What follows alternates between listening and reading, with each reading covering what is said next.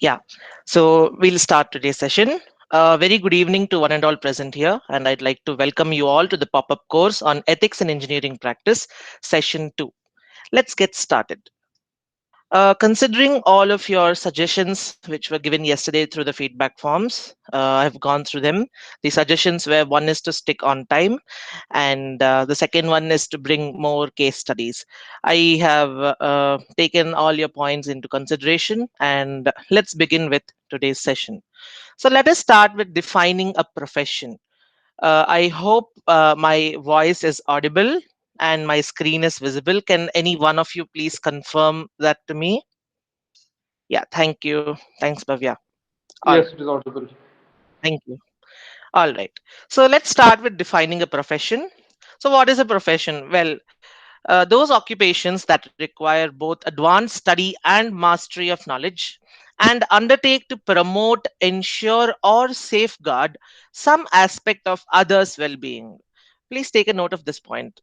And undertake to promote, ensure, or safeguard some aspect of others' well being. Well, there are a lot of professions, but these professions play a major role in our Indian economy, which is lawyers, doctors, engineers. Even farming is a profession. If I'm not wrong, you would have studied in your lower classes that agriculture is the spine or the backbone of our nation. All right, let's get along with the main points of today's session. Ethical dilemmas. What are ethical dilemmas? Well, in yesterday's session, we have discussed something known as ethical theories. We discussed about four ethical theories, and we have seen how we can use them to solve any situation, to evaluate any situation, whether it is ethical or not. But what is ethical dilemmas? Well, there are times and there are situations in which we cannot judge whether it is totally ethical or unethical. In these situations, what happens is the moral reasons come into conflict, and it is not clear what an engineer is supposed to do. So, what to do now? So, code of ethics serve as guide for resolving ethical dilemmas. Let us now see what are code of ethics. So basically, code of ethics is nothing but it's a set of rules. It's a set of rules defined by each and every organization, which must be followed by professionals. Professionals may be engineers, maybe lawyers, anybody. If I'm not wrong, if your parents are working in any company, do ask them once whether they have a code of ethics. Definitely, they'll be having a big book of code of ethics. Uh, Although most of them know what is in it, most of them don't read it. Once you get into your jobs, try to go through it once. It'll be very interesting. And okay, so code of ethics is nothing but they define the roles and responsibilities of professionals. It is nothing but a guide which can help engineers. Again, it's not just engineers, it can be anybody else also. But since we are restricting ourselves to engineering practice, we will refer to the term engineering quite often. So please note that code of ethics is not a recipe for ethical behavior. Code of ethics is like, for example, I have the game of chess, and there are some rules for it. Code of ethics is nothing but these rules. It does not define what you're supposed to do in a situation, but it does define how you are supposed to do. What are all the parameters you're supposed to keep in your mind while taking any decision? Now, again, it is never a substitute for sound judgment, and it is not a legal document. Well, by this, I mean to say that the Constitution of India doesn't define anything known as code of ethics for every profession exclusively, but it cannot be challenged in the court. Every organization have their own freedom to define their own code of ethics, and it doesn't create new moral or ethical principles. As I again said, it's just a small and simple guide which one must keep in mind before taking any decisions. Well, let's see roles of code of ethics. Well, these are the fundamental roles of code of ethics which every engineer must keep in their mind before acting. One, the first thing is to serve and protect the public. providing guidance, offering inspiration. Now, offering inspiration is not just to the profession of engineering, but it must offer inspiration to entire public. Establishing shared standards. Basically, this is mostly referred to private companies. Supporting responsible professionals. Well, what does this mean? How does code of ethics support a professional, and how does it deter wrongdoing? Well, suppose somebody comes up to you and asks you to take a decision which is totally unethical. In this case, the engineer can say that it is simply not his code of conduct. It's against my code of ethics. If this argument is put up by the engineer, be it the High Court or Supreme Court, any court will support the engineer's decision at any point of time, irrespective of the consequences, because he is simply doing it to avoid an unethical situation. All he's trying to do is to act ethical, and Code of Ethics provides that support for the responsible professionals. Contributing to education, strengthening a profession's image. So these are the roles of Code of Ethics. All right. This is where the interesting part starts. So, today we'll be learning about professional responsibilities of an engineer. And after some time, we'll also see what are the roles of engineers and responsibilities. Number one, confidentiality and proprietary information. What does this mean? This means that there are some sort of information which engineers need to keep hidden or secret. Engineers must maintain few sorts of information as a secret. Now, what all could it be? It could be some confidential data or results. It could be about some upcoming unreleased products. For example, I wouldn't go too deep, but for suppose a company is having a manufacturing company is manufacturing cars for the customers. In this case, suppose they come up with a new design, as you can see in this picture. Hmm, okay. What do you see over here? It's just a manufacturing plant where they are manufacturing and assembly of all the cars. So if you can see, suppose there are two companies, company A and company B. Now, if you are working in company A and some people from company B come and approach you saying that, dude, can you provide your sort of information? I'll give you some 50,000 rupees. I'll give you even more if you want. Just provide the information of what is exactly going on in your company, what is exactly the new design of your car, etc. In these situations, engineer must keep these things confidential. If you remember, even doctors and lawyers too have similar sort of confidentiality with respect to their clients. Doctors shall not reveal the client information, the health of client information, to anybody else apart from the client or his family himself. Lawyers too, same applies with engineers.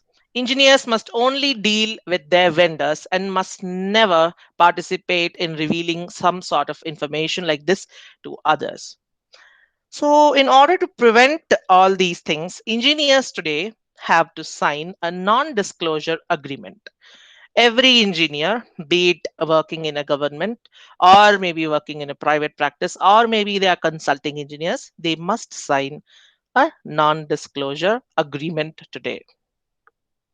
Well, I have given you an example. This is just a simple example.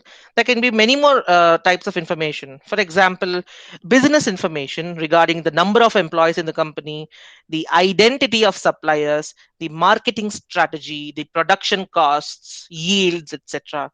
So, if you observe government organizations like the defense sector have even more stringent rule with respect to confidentiality and proprietary information. Keep a note of this. Number two, conflict of interest. Now, what is conflict of interest? Conflict of interest is nothing but a situation that arises when an interest is pursued could keep a professional from doing his responsibilities. That means whatever an engineer is supposed to do, But if he's having some other interest which is preventing him to do his role and responsibilities, that situation is described as conflict of interest.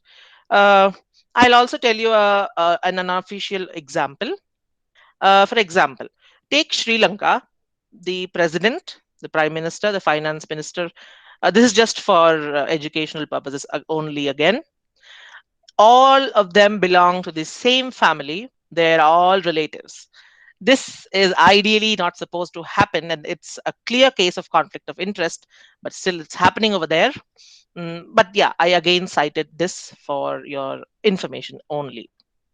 Now, engineers must always try to avoid conflict of interest. Now, again, conflict of interest is not, it's not a big term. Again, there are three classifications of COI, which is actual conflict of interest, potential conflict of interest, and appearance of conflict of interest. Let us see a small example of conflict of interest. It's, suppose Dinesh is a member of NHAI.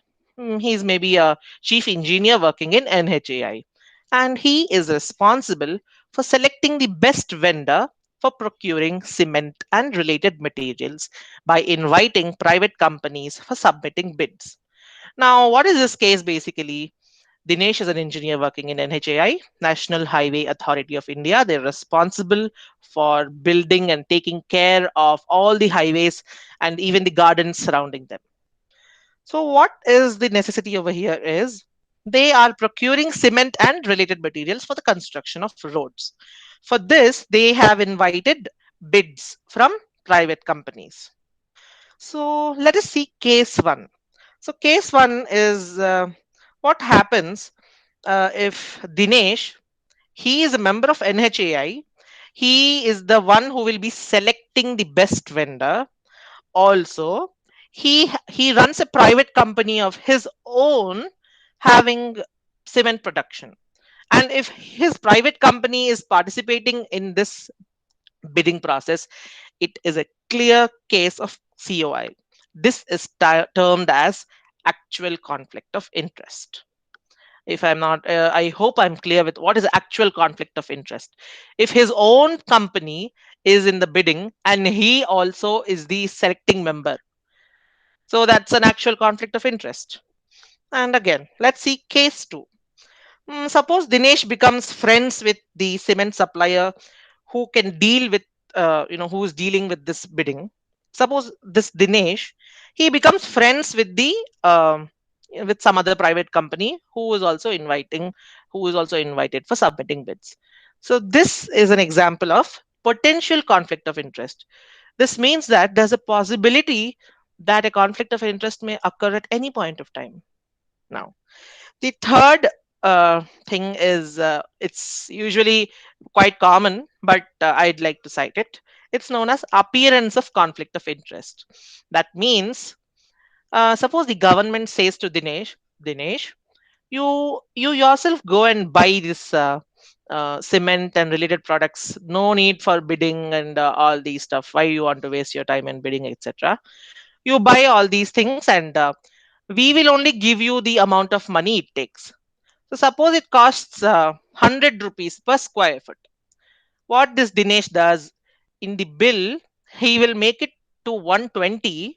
He manipulates and makes the bill to 120, so that the government pays him 120, but it only takes 100 per square feet, and he earns a profit over there, which is clearly unethical and against code of ethics.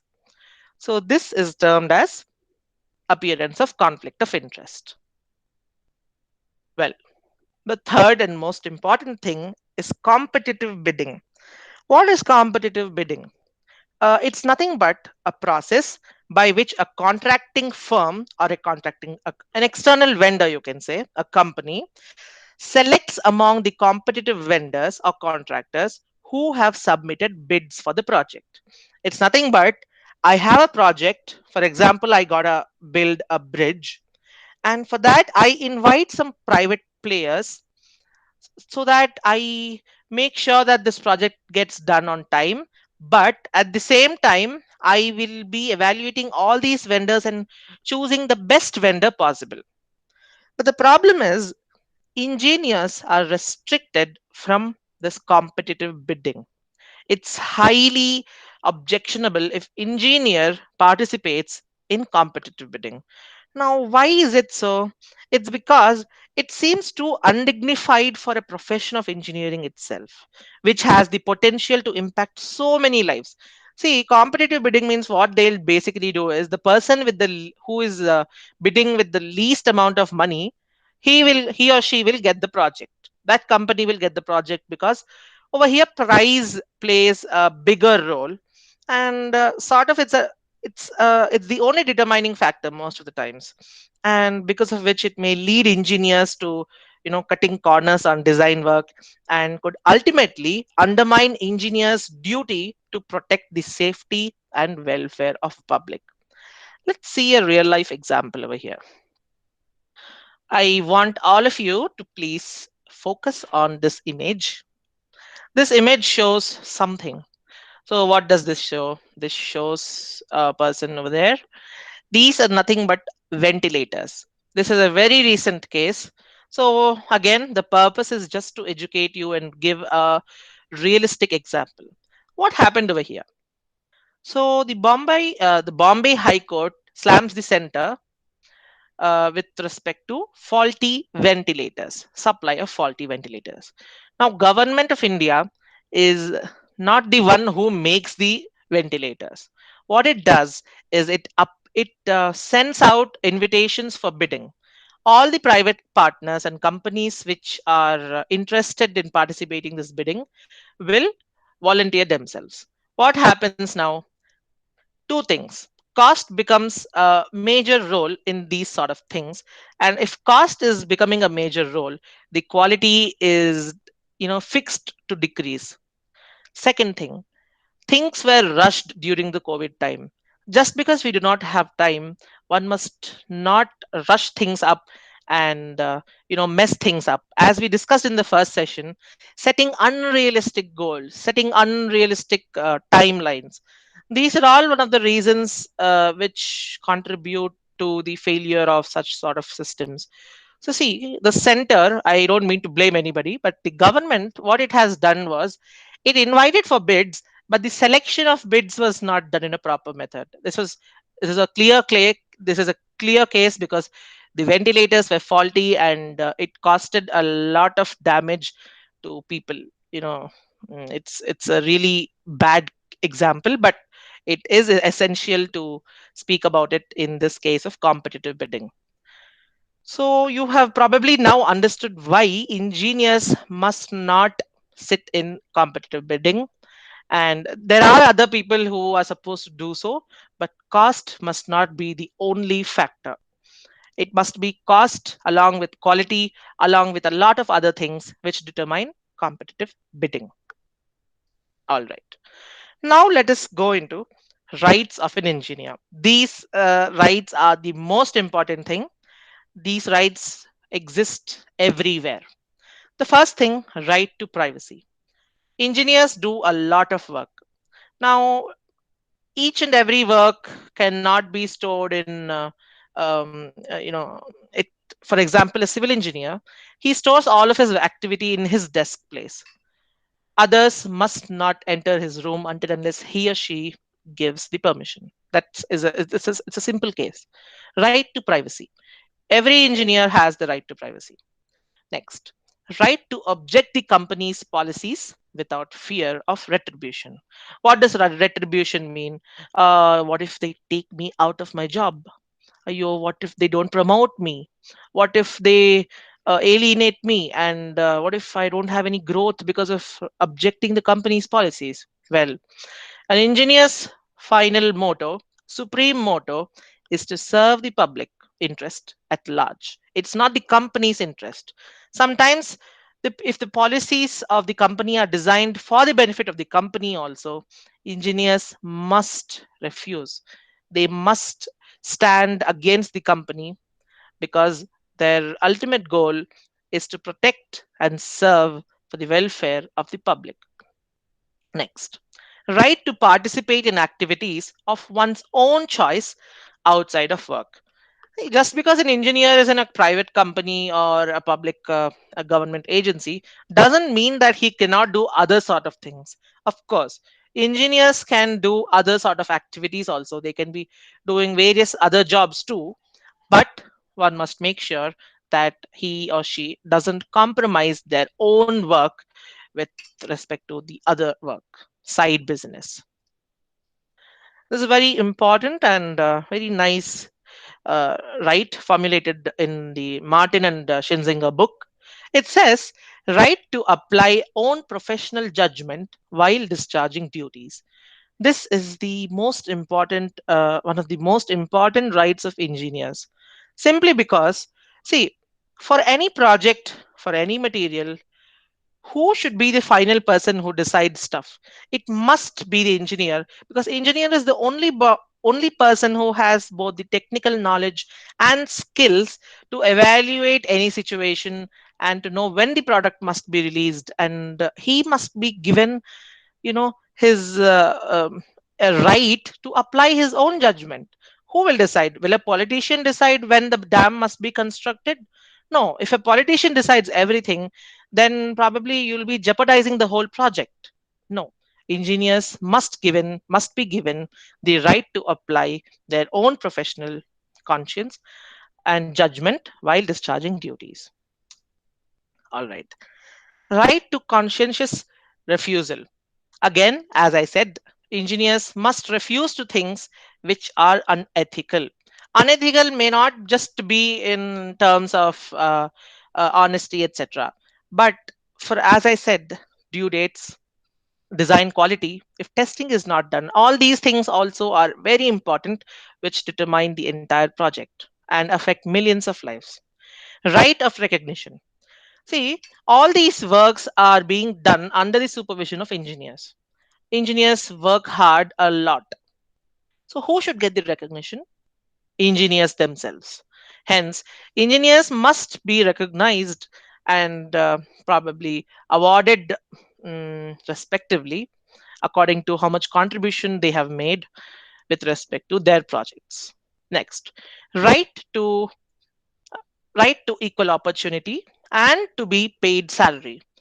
Uh, One thing I would like to mention, compared to engineering, doctor and lawyers profession, generally in our country engineers are paid less.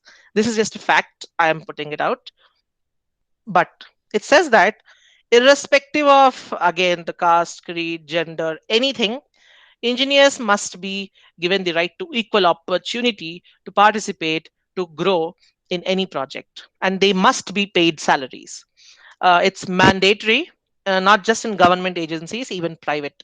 If they do not, the government will take strict action against that company or organization. Now, right to equal opportunity also means to prevent sexual harassment. Now, let us see what is sexual harassment and what are the types of sexual harassment which is possible. This is a complex topic. It's not widely spoken, but I believe that every engineer or every individual must know and oppose to these things. What is sexual harassment? The unwanted imposition of sexual requirements in context of a relationship of unequal power. If two people are of unequal power, maybe one is the manager and one is the normal worker, and he or she demands some sexual favor, some sexual requirements, and it's totally against the respect of other person, then it comes under sexual harassment. There are two types of sexual harassment. One is quid pro quo. You would have seen or heard of this a lot in news, but still I would like to mention quid pro quo and hostile work environment. Now, what does quid pro quo mean? It means where the supervisors require sexual favor as a condition for some employment opportunity of some benefit. So it can take form of a sexual threat or a sexual offer too. That means the manager might say that, yeah, if you fulfill all these sexual favors to me, I will promote you. or else he may even threaten you that if you don't fulfill these favors to me, I won't promote you. It's clear example of violation of the right to equal opportunity. Now, hostile work environment. See, the pictures I have shown you have gender, but basically all these things are gender insensitive. That means it it is not referring to any one specific gender. It can be across both the genders or all other genders too. Hostile work environment means it's a workplace where which threatens the employee's right to equal opportunities. Maybe it includes unwanted sexual proposals and lewd remarks. Lewd remarks means bullying the other person. Maybe you're calling them some with the bad names or some very how do you say, critical sexual names. These again, posting nude photos and inappropriate physical contact. All these things, if it's happening in a workplace, it comes under hostile work environment. Every individual must oppose both of these things.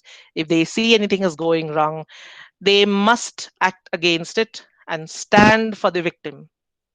Believe me, it's a very it's again a complex topic to talk about, but everyone must be aware of these two things. Again, this comes as the final right of an engineer, that is, the right to whistleblowing. Can anybody guess what is whistleblowing? If at all you're interested to, I'll give you some 10 seconds time. You can type it out in the chat box too. I'd like to know what do you feel is whistleblowing, and I'll anyways explain what it is, but would like to hear from you guys. What do you think is whistleblowing? Anybody from the audience? I won't ask anyone in specific, but it would be good if anybody can type it in the chat box. Okay, And disclosing the information of the wrongdoing. good. To expose something unlikely. Good. Correct. All of your responses are absolutely right. So basically, whistleblowing, whatever you have said is exactly right. This is nothing but blowing the whistle. Meaning, if there's something wrong happening, bringing it to the notice of an external agency. Agency may be the public, or it may be the company or the government itself. Just a minute. Disclosing the wrongdoing in the workplace. Exactly. All right. Now, if you can see, I have just creatively put an AND gate, etc. I hope all of you, even if you're first years, you know what is an AND gate. So, when should one blow the whistle? Engineers play a crucial role in whistleblowing. Of course, all other professions also do, but engineers must be even more, trained in such matters. Well, what are the four rules before you blow the whistle, which you need to fulfill? One, need. Make sure that it is done to avoid the whatever harm is going on, whatever harm may be there in future. So you must make sure that by blowing the whistle, it there is a chance to prevent the upcoming harm to the society at large. Proximity. So what does this mean? One must always have first hand information, and this is essential before you blow the whistle. The things should be happening in proximity from which they can be detected. You must know what will be happening after blowing the whistle. You must know things. Capability. Now, the whistleblower must have reasonable chances of success in stopping this activity. That means he must not just simply go to the public and shout out loud saying that this is happening, that is happening. He must have all the parameters checked, and he must have some sort of success rate. Even if it's 1% also, it must be a legitimate one. Next, last resort. Of course, one must make sure that it is the only option left before themselves. If it's the only option left, try all of your options. Suppose you're in a company and it's doing a wrongdoing, and you feel that it must be brought to the notice and this wrongdoing must be deterred. In this case, If you are just an employee, complain to the manager. If the manager doesn't listen, complain to the HR. If the HR doesn't listen, complain to any other head of the company. If not, then complain to the government. Even if that doesn't happen, it must be exposed to the public. Well, I hope I have made it clear what are the categories which must be fulfilled before one blows the whistle. Because whistle blowing is like it's like a double-ended arrow. If everything goes well, it serves the purpose. If not, you will be at risk. Well, coming to the most important case which was demanded by the audience, and they said that they wanted some Indian cases as well. I'd like to take this opportunity to present this case of Satyendra Dubey, saluting an ethical and honest engineer. If all of you are in the meeting right now, please concentrate on this one case, because this is unlikely. This is like it's a very rare case which is found, and really there are a lot of things, and it'll inspire all the audience for sure. Please go through this slide. What is written in the news articles? Whistleblower said, "Don't name me." Government did, and he was shot dead. Request for his name to remain confidential went unheard. So basically, this person, I'd like to take the. Please give me a moment. I'd like to take the laser pointer. All right. This person over here, he is none other than Satyendra Dubey. Let us see what this case is about. And after what happened in this case, there was a lot of protests worldwide, not just in this country, but everywhere else. All Indians in other countries too protested, and then there were some developments seen. Let's see what it was. Satyendra Dubey, a project engineer, IIT graduate, IIT Kanpur graduate, first person from his village to go to an IIT. He was working at the National Highway Authority of India. He was none other than Satyendra Dubey. He had exposed several cases of large scale flouting of rules and corrupt practices in the construction project, the Golden Quadrilateral, and many others too. He was gunned down in the early hours of November 27, 2003, in front of the Circuit House in Gaya. Gaya is in Bihar, when he was going to his residence after alighting from a train from Varanasi. Dubey had even written directly to the then Prime Minister, Mr. Atal Bihari Vajpayee, detailing the financial and contractual irregularities in the construction project. But at the same time, Dubey had even requested his name to be kept secret. On November 11, 2002, the PMO received his letter, and just a year later, he was shot dead on November 27, 2003. I hope you have gone through this case. What does it say? So basically, if you're interested, I'd like to even tell more about this case. Satyendra Dubey was a person. Was an, he was, how do you say? He came from a very poor background in Gaya, and which is in Bihar again. And what happened is eventually he studied in BHU, and after that he went to IIT Kanpur. He graduated over there, and then he wrote the IES. What is IES? Anybody? Any guesses? I think all of you should know. Anybody can type it in the comment box, please. IES. What is that exam? It's nothing but okay. Indian Engineering Services. He he wrote that exam and he did exceptionally well. Well, we have a reply in the chat box. Indian Engineering Services, exactly. He wrote that exam and he passed with flying colors. And on one day, he was sent to Jharkhand. Okay, he was sent to Jharkhand um, and he was deputed over there, meaning he was posted over there for a temporary time. So, what was this project? This project was the Golden Quadrilateral. You all would have heard this. This was a pet project of the then Prime Minister, Mr. Atal Bihari Vajpayee. And a lot of people have heard that this project is excellent. It's like the biggest project in the entire nation, of course. But this case always often goes unheard. The success of the project is celebrated, but nobody mentions this case, even not even the media. Only during that time it was exposed, but it's no longer taken as an inspiration for many.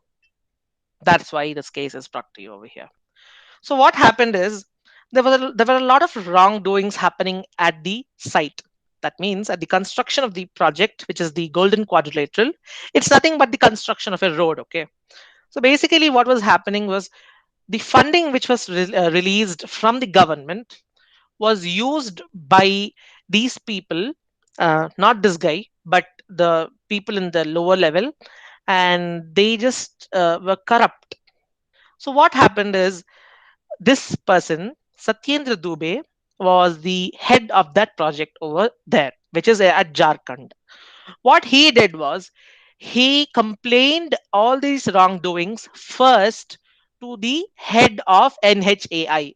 And because of this, he was actually promoted also, He was initially promoted. But even though he complained, there was nothing which stopped this process of corruption and all these malpractices. It was still going on. I mean, whose money is this? It's finally the public's money which is being wasted. And Satyendra Dubey acted as a true engineer who blowed the whistle. He was protecting the public property at large. As I said yesterday and as I said today, the primary responsibility of an engineer is towards the public at large. Now, he wrote a letter. Then, after complaining to the NHAI authority, they haven't taken any action, although they promoted him too. But look at what happened. The irony over here is he complained to the NHAI and he got promoted. But as soon as he complained it to the Prime Minister, he was shot dead. How did this happen? He mentioned in the letter requesting for his name to be kept secret. But no, it was not kept a secret. Those people, those rowdies or gundas, they somehow got to know his name. And that day, what happened was he was attending a function in some other place. And then he came back. While he was coming back from the function, and he alighted a train from Varanasi. That means he got down the train from Varanasi. And while returning to his house, in the early hours of November 27, 2003, in front of the circuit house in Gaya, he was gunned down. So you can clearly observe that Satyendra Dubey was a true engineer. Whatever he did was for the public. He never see he could have easily got that promotion. He could have he could have just received more money and he could have himself taken this corruption to himself. He could have got more money and he could have shut his mouth. But he has shown a lot of courage, which eventually costed his life. But look at the fact he was so determined for his professional ethics and committed to his profession that he thought of the welfare of the public first, only then of himself. So, guys, look at the amount of sincerity, dedication towards his profession. This is what is expected from each and every engineer. We're all going to be there soon one day. Although this is with respect to civil engineering profession, every engineering profession, maybe you may be an electronics and communication engineer, you may be anything, but have the courage to deter the wrongdoing, blow the whistle. That time, what happened, after he was shot dead, this case became a hot case in media, of course, and a lot of people came on roads, a lot of people protested, especially in Bihar. And later on, this case was even taken into the Parliament of India. And only after it was taken to the parliament did the constitution, did the government of India make a law, which is the Whistleblowers Act. Only after this incident was an act made to protect each and every whistleblower. But still, we, even though we know that there's an act, we do not know what that act is. That is what I say. Awareness and consciousness, these two are very important for any individual, and that is the supreme motto of taking up this course and bringing it in front of you. I hope Satyendra Dubey will serve as an inspiration to all of the audience who is listening to this course. Take him as an inspiration and show the courage and sincerity to your profession. Over here, he didn't show any technical skills, but look at what else he did. He saved a lot of money, which was public money. Also, there's something known as quality. If you don't get enough funding, the quality of the roads definitely will go down. He saved a lot of things that day, and which costed him his own life. This is a very sad situation, but mm, yes, you have to take it up sometimes. It happens. It happens at the cost of your life itself. But still, be courageous. This is what is an inspiration which you can take from this case. This is the case of Satyendra Dubey.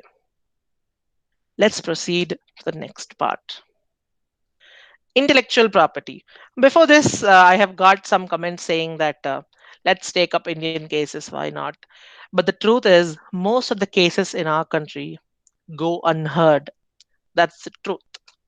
Hence, we don't find many cases, and this is a classic case which is used in India to provide inspiration to all engineering aspirants.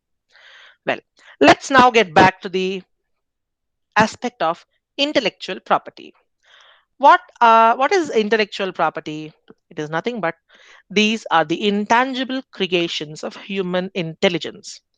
Okay, intangible creations. What is all this nonsense you're talking about? You may ask. Let me just tell you a difference between tangible and intangible. Tangible is something, it's nothing but a property of yours or a creation of yours that is touchable. You can touch it with your hands. I mean, for example, my book, my pen, my house, my gold. All these things are tangible property or creations. Whereas, what are intangible things? For example, suppose I have written down a poem. It's an intangible creation. You cannot mess with it, right? Of course. Once I have put it on a paper, it's just my creation. You cannot mess with it and you cannot touch it physically, right? So things like these fall under the category of intangible creations. Just a minute. We have patents. Good. Yeah, we will discuss about them. Now, there are two categories in this again. We have industrial property and we have copyrights. We'll be learning more about industrial property. What all comes under these things? We have patents, trademarks, GI, which is known as geographical indications, industrial designs. Second, copyright.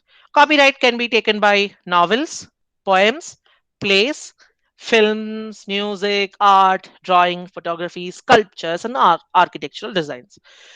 Now, one thing which must be noted is ideas cannot be copyrighted. Meaning, if there's an idea of yours that cannot be copyrighted until unless it is put in form of a design, until unless you make this idea a reality, it cannot be copyrighted. Because what's the proof that you were the only one who got this idea? What if someone else gets the same idea? Even though he has taken the idea from you, it cannot be challenged in the court of law. Now, IP chain of activities. This is nothing but it's a very brief process of or it's just a flow of how things happen. First is creation, meaning the engineer comes up with a new product. See, over here I'm referring to the term engineer, but basically it is the company. Engineers will be working for a lot of companies, maybe government or private, or maybe they may be consulting engineers as well. But it's basically companies, but I'll refer to them as engineers. So they must be coming up with a new product, which is known as creation. Then it must satisfy all these categories. Innovation. So the product must be such that it has not been seen before, and it's sort of something new.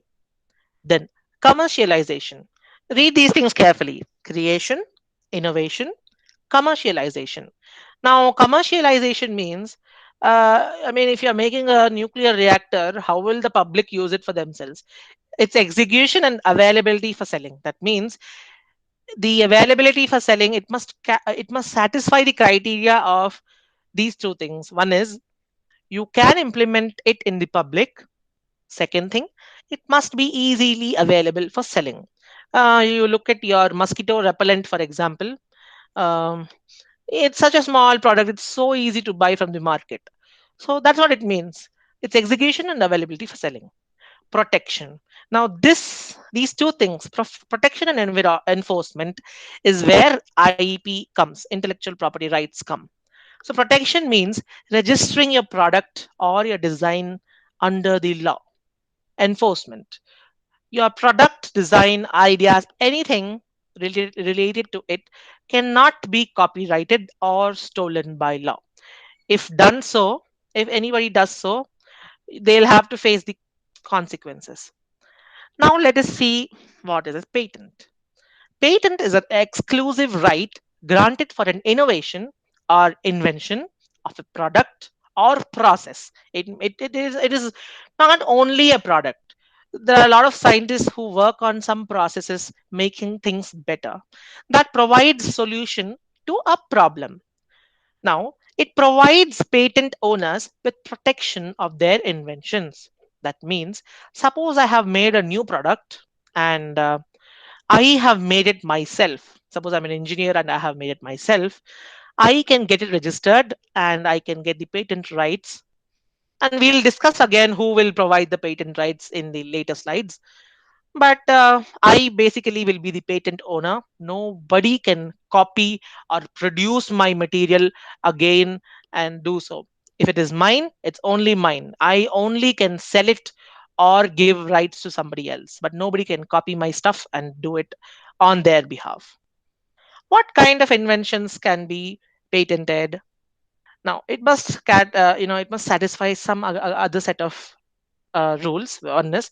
It must be of practical use. Again, as I said, it must be of some use for the public. It cannot be something that's very it may be very new, but it cannot be like very silly inventions like something that chases pigeons away. If it is something that chases the rats from the farm, it's fine, but something that chases the pigeons away, all these are silly inventions. It's not of practical use. Now, again, it must carry some novelty. What does novelty mean? It must be an original, a new, and an unusual product, meaning it was not there before. New characteristics must exist, which is not a part of existing knowledge. Until unless these three categories are satisfied, your inventions cannot be patented. What is the duration of protection? Suppose I apply for a patent for my project or for my product or for my process. I will be given its rights for 20 years. That means till 20 years, nobody can come and do anything with it until unless I give them the permission. Let us see an example. This is a very, I guess you all would have known these two vaccines by now: Covishield and Bharat Biotech's Covaxin. So these are the two vaccines, and although these vaccines were made by the scientists, because the scientists were working under a company, the patents for these vaccines will be registered under the company's name, but not the scientist's name. Please make a note of this. Now, let us see what happens over here. See, now the Covaxin's patent is who has the patent of Covaxin? Bharat Biotech Company. Who has the patent of Covishield? Serum Institute of India. So that's what I meant to say. And of course, there are some situations, although this time uh, we haven't heard much about it. See, patents, right? See, they have their own patents for 20 years, but under situations of emergency, patents can be cancelled by the government. Patents can be cancelled under times of emergency. See, of course, it is appreciated about so much work they have done, but in times of emergencies, if you do not give if you do not give access to anybody, to everyone, it's just putting a lot of lives at risk. So at this time, what happens is the government takes away the patents rights for some amount of time, so that situations become normal. All right. Let us see trademark. This is a very interesting thing. You all would have seen a lot of trademarks, right from your shoes to the, to your brands of t-shirts, to your watches, to your food, too. What is trademark? It is a distinctive design which identifies that so and so goods or services belong to so and so company. Now, in a simple words, it's a sort of a logo. Now, why do we need a trademark? Can you think about it once? Why do I need a trademark? Now, now for example, I am getting a pizza. One is from Domino's and one is from Pizza Hut. Why do I? How will I differentiate between these two pizzas if they were not put in the box and the box did not contain their logos? You understood, right? The basic purpose is for identification of so and so goods or services that says that, yeah, these goods belong to these companies. Now, trademark can be a combination of words, letters, symbols, numeric values, and 3D drawings as well. You can see some example of trademarks. Even our RVCE is also having its own trademark. Why I am saying trademark? Because it's a private institution and it is offering a service, right? That's why. It can, it's not only product like McDonald's, French fries, and all. It can offer services also like education service, and the Cisco means router service, etc. So these are all some examples of how trademarks look like for certain companies. All right. Let us see what are these two things. Industrial design. Industrial design refers to ornamental or aesthetic aspects of an article. So if you go to a gold shop, okay, what happens? There are two different, suppose company, gold shop A, gold shop B. Each gold shop will make their own designs, and these designs can also be made to themselves. That means they can apply for an industrial design, right? And that means that no other company or gold company can produce the same design to sell.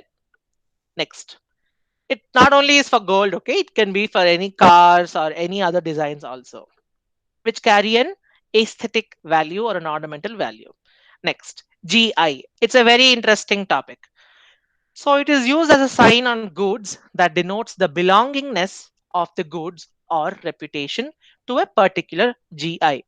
It's commonly referred known as GI. That's a geographical indication. Now, why is it important? It is important because it ensures quality and trust among the public who is going to use. Now, let us see a small case. The time is 6:54, so I'll be a little fast. So recently, this is again a very recent case which happened in June 15, 2021. Not a, it's hardly, it's hardly a month ago. This month only this happened. So what happened in over here? Before going there, let me tell you. See, Kashmiri saffron, Mysuru silk sari, Tirupati laddu, etc. You can observe that these things are costlier than other products of similar fashion. That means a silk sari in a normal shop near my bus stand is way cheaper than a Mysuru silk sari. The saffron which I get from a normal store is way cheaper than Kashmiri saffron. Why is it so? That's because these products are having a GI tag. I mean, it's not only these things, there are a lot of things which are having a GI, and it's actually a privilege also to get this tag. Now, recently, what happened was in the EU, which is the European Union, India and Pakistan had a stir, okay, with respect to basmati rice. India said that you give me the GI for basmati rice in your country. Pakistan, following, looking at India's this thing, Pakistan also said no, no, no, no. Basmati belongs to in our country, Pakistan. So you give us only the GI. So this became a big problem. First of all, let me tell you why GI is so important on a global stage also. Suppose India gets the rights. What would happen then? The farmers who are producing the basmati rice in India can sell it across these nations. Of course, by farmers, I mean farmers or traders, anybody else who is involved in this business. They can sell basmati rice at a way higher price than usual, which will finally benefit our own people, right? That is the reason why GI tag is so important in a global stage also. What advantage does it give to nations? First of all, the people will earn a lot of money, and this in a way increases the GDP of a country. Of course, it may not be a huge contribution, but it is a significant contribution. And finally, what happened was, looking at these two people fighting, they have finally agreed to one thing, which is very good. They have taken the shared ownership of GI. That means both Indian farmers and Pakistani farmers can sell the basmati rice at a higher rate in EU. Well, these are some rights of holders of copyrights. Well, they can either authorize or stop others from, number one, reproducing their work, using it elsewhere without permission. They can give permission or they can take out permission for all these things. Creating copies and selling it for a profit. See, again, they can give permission or they can take it out from them. Translating into other languages, performing it and enhancing without permission. Now, there's something known as WIPO, which is the World Intellectual Property Organization, and there are something known as TRIPS also, trade related aspects of intellectual property. We also have World Trade Organization, which makes all these agreements on these things. I'd like to not discuss much about it. Mm, if you're interested, you can find more information online. Who provides patents in India? In India, the Controller General of Patents designs and trademarks is responsible for administration of Patents Act. So there's a person known as Controller General of Patents, Designs and Trademarks. Now, where are patent offices located? It's located in Kolkata, Mumbai, Delhi, Chennai. Well, again, there are some durations. Maybe for authors it is 60 years lifetime plus 60 years after death, and etc. You can just go through them. It's not a big deal. Now, computer ethics and its challenges. See, computer ethics and nuclear ethics, these are two different things in among themselves. There's again something known as ethical hacking. Ethical hacking is another subject in itself. We won't go to it in detail. Let me say, see, what is a problem in this digital environment? The problem is it is harder to prove that you are you and not somebody else. You can be anything and anyone on the internet. Phishing, deceiving people and somehow getting crucial credentials or details like account passwords, financial details, etc. Spam, unwanted messages, usually advertisements, sent to a large number of people without their permission. Of course, I am also guilty of it. Once I have sent this pop-up mail to you guys, right? So, of course, it depends upon the intention also. So I'm sure all of you would have received a lot of useless messages in your phone too. Hacking. Hacking is a way of making something function the way it shouldn't.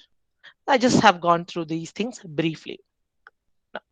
This is a case study.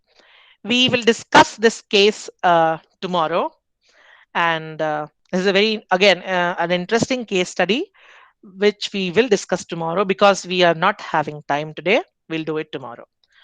Let us see nuclear ethics. With your permission, I'd like to take 5 to 6 more minutes, so that you get an idea of what is nuclear ethics. Why is it important in today's generation? Well, you can see that every country is trying to become equipped technologically for all these things. Day by day, you can see that lot of people are doing testing in this domain. Why is it so important? Because the final result of a nuclear war is so catastrophic that you cannot even imagine what will happen. So, in order to prevent all these things, there is again something introduced in ethics, in engineering practices, known as nuclear ethics. Why engineers should learn? Because finally, whoever is going to deal with it are engineers themselves. It's nobody else. It's all engineers everywhere. First, there are some terms which are quite important. Please listen to me very carefully. One, nuclear warfare. It's a form of conflict between nations leading to mass destruction in which nuclear weapons are involved. Okay?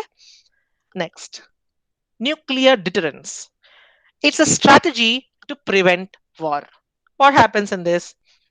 It says that I will not use nuclear forces, although I will have the nuclear force, but I won't use it until and unless somebody else attacks me first. That means it follows the rationale of first user principle, which states that the right of the country to use nuclear weapons for self defense in situation of an unarmed attack from another country.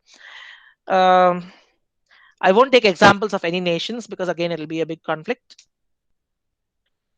Nuclear disarmament. I would like all of you to focus on this video, which I'm going to play out right now. Mm, I'm sharing the tab for the video. All right. I'm playing the video. Please focus on the audio too, not just the video. We'll start the video in three, two, one, go. Only by acting and moving forward together in unison and in solidarity that we can achieve the future we want. A world totally free of nuclear weapons.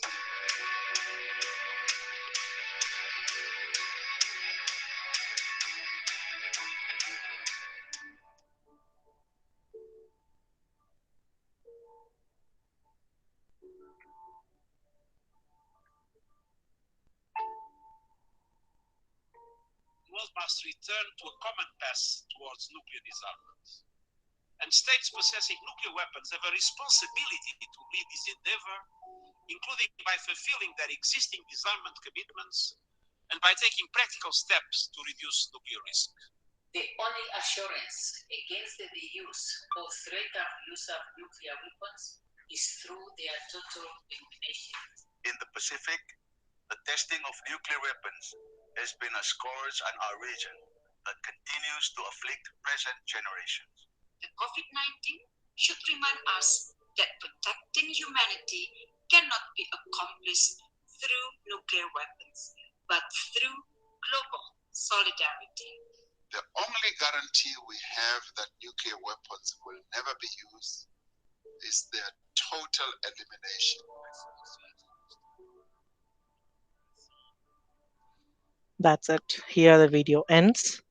So this was a video made at the United Nations. I hope you have heard the audio to some extent at least. So again, let's get back to the topic. Nuclear disarmament. What does this mean? It is an act of reducing or eliminating nuclear weapons. The objective is to create a nuclear free world in which all the weapons are either destroyed or reduced. It can also be described as denuclearization.